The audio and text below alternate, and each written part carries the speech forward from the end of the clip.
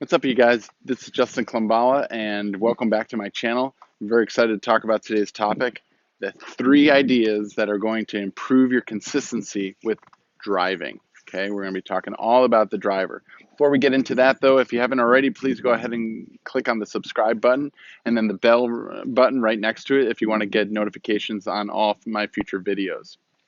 So let's jump right into it. So the driver, it's considered by some to actually be the number one most important club in your bag. And the reason why is because it sets up and sets the tone for every hole that you play. So if you're a great driver of the golf ball and you can drive the ball far and down the middle and in play, you're setting yourself up to be in an offensive position. If you're one that tends to struggle hitting fairways or doesn't hit the golf ball very far, you're constantly in a very defensive position, always trying to save par or at least make bogey, and so on. So we need to make sure that our driver is set. So hopefully this video is going to help you kind of get a couple ideas that can help your game. So the first thing that I want to talk about is centerness of contact. Hitting the ball in the center is absolutely important. So I got the driver right here, and just in case you don't know what the center is, a lot of times drivers will actually have kind of this kind of area that kind of demonstrates or shows off the middle of the face. So we're always trying to hit the ball just dead center right there, right in the middle of that club face. So that's one thing that we want to do. In order to do that, though, we need to make sure that we are teeing the ball up at a certain correct height. So let's take a look at that. So as you can see here, I got my Titleist ball here, and unfortunately, I'm at a place that has kind of long grass, so it's not on a typical fairway grass that you typically see, but I have this ball teed up pretty high, and you can tell that it's at the correct tee height because when I put the club kind of resting on the ground, you can see about half the ball, if not more than half, above the top of that driver. So I'm just kind of resting that club on the ground there, and you can see how the majority of the ball, if not just half of the ball, is just above the top of that driver. Now, the reason why we have it teed up that high is because when you go to strike the golf ball, we do not want to hit the ground. Hitting the ground is absolutely the worst thing you can do with a driver. So typically when we come in to hit the golf ball, the club's going to be slightly hovered above the ground, which as you can see would then hit the ball right in the center of the face.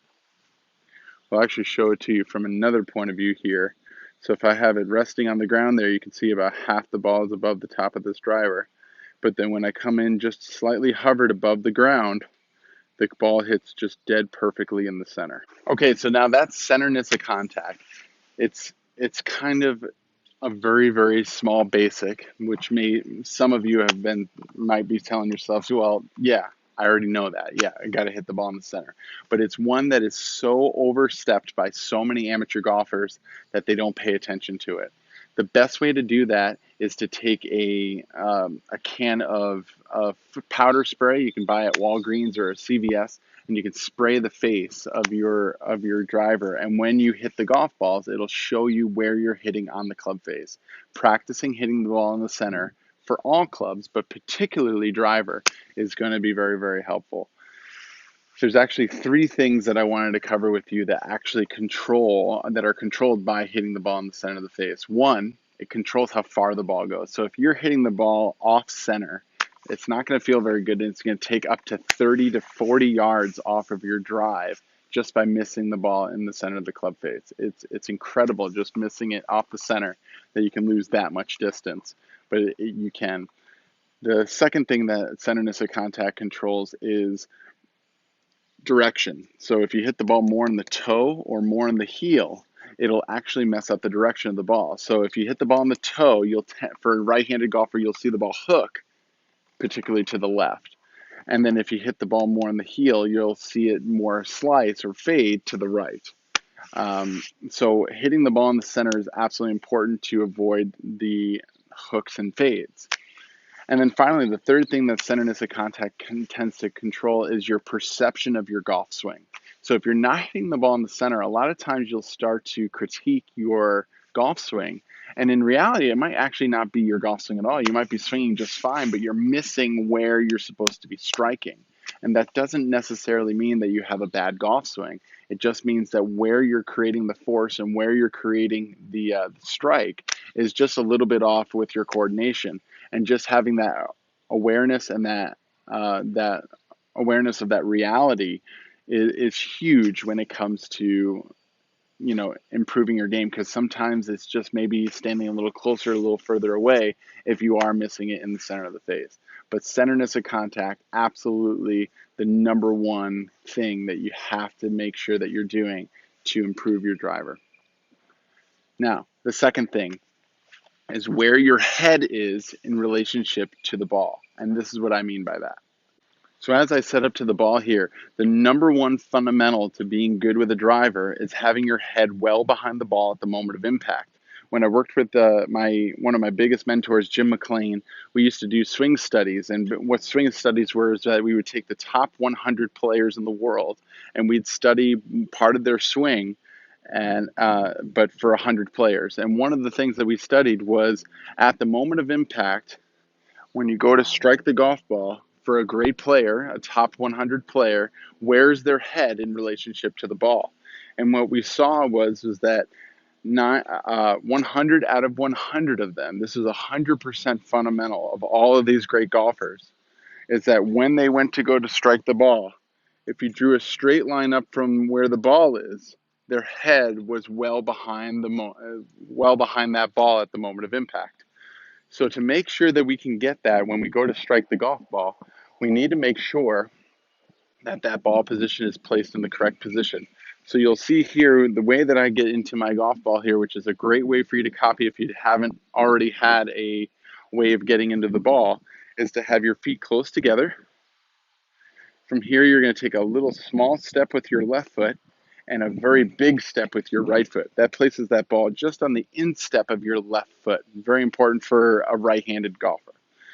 So as I get into this ball, that ball position is just on the front step of my left foot. The other very important part of that little two-step thing that I did there is the large step with my right foot. So I take that small step with the left foot to make sure that that ball is just lined up with the instep of my left foot. But then I take a large step with my right foot. And that large step starts, as you can see, to get me to start tilting behind the ball, getting my right shoulder lower than my left.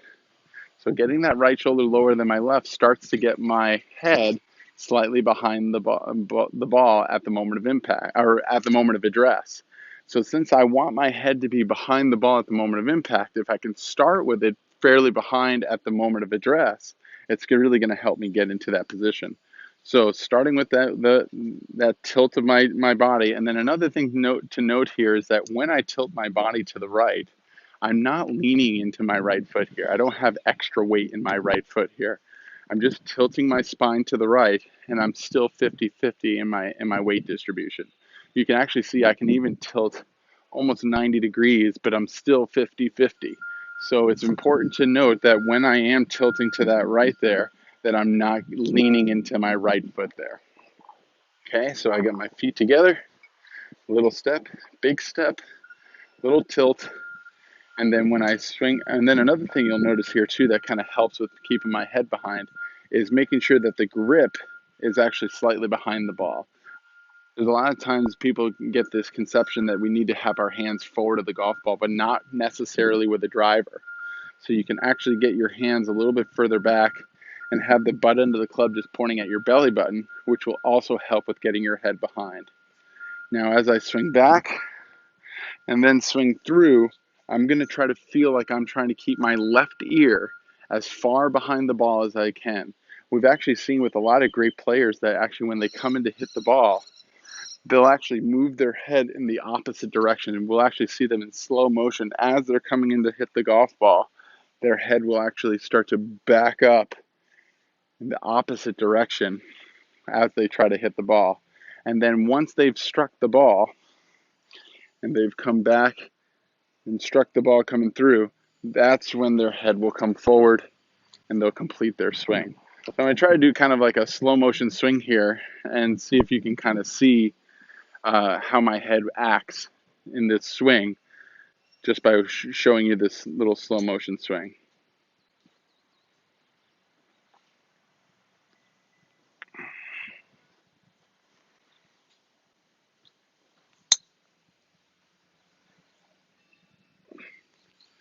It's actually a phenomenal drill for you to do if that's something that you'd like to work on at home, just doing those slow motion swings and working on trying to keep that head behind as you try to strike that golf ball.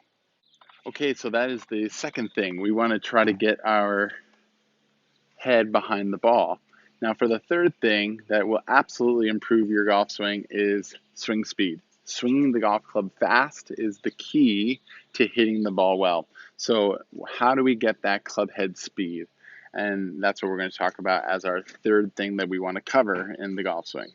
So one thing that I want to show you here about getting more club head speed is that your hands and arms will actually help you get a little bit more swish and speed more than your body will. So if you actually notice here, I'm going to put the club underneath my armpit here, and I'm just going to rotate back and through with my bigger muscles and see if you can hear any swish as I go back and through.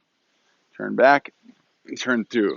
You can see here that as I'm turning back and turning through with my bigger muscles, you can only hear just a little bit of a swish. But if I put the club in my hand here, you can hear a much louder swish, right? So just using those hands and arms, you can get that thing to swish a lot more. So this will actually help with getting more club head speed, but it will also help with you getting your head more behind the ball as well. Because one problem that a lot of people do, because they think that the bigger muscles creates the power, is that they get up to the top of their swing and then they try to use their bigger muscles to hit the ball really hard. But as you can see, it moves my head in front of the ball. But by keeping my head back and focusing more on my hands and arms to create the swish, I'm not only going to create more club head speed, but it's also going to help me keep my head behind the ball as I'm coming in through the ball. So feeling more of that hands and arms swish. And what you can do here is actually to practice this is do a couple swings flat-footed. Keep both feet flat. And as you swing back and swing through, keeping your feet flat to see if you can help your right hand get a little bit more of that snap and that swish. So getting that club head speed is going to be a huge key to helping you drive the ball better, because that club head speed obviously makes the ball go a lot farther, which gets you closer to the green and helps you get the ball into onto the green with a shorter club. And then really at the end of the day, hitting the ball far is really what we all really care about most in this game.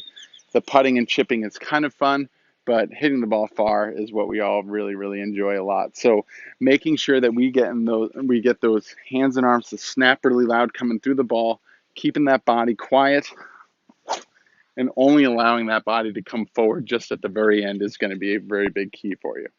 So those are the three ideas that I wanted to share with you today. Centerness of contact, keeping your head behind the golf ball, and club head speed. Making sure that you do all three of those things is going to be absolutely crucial to helping you play better golf.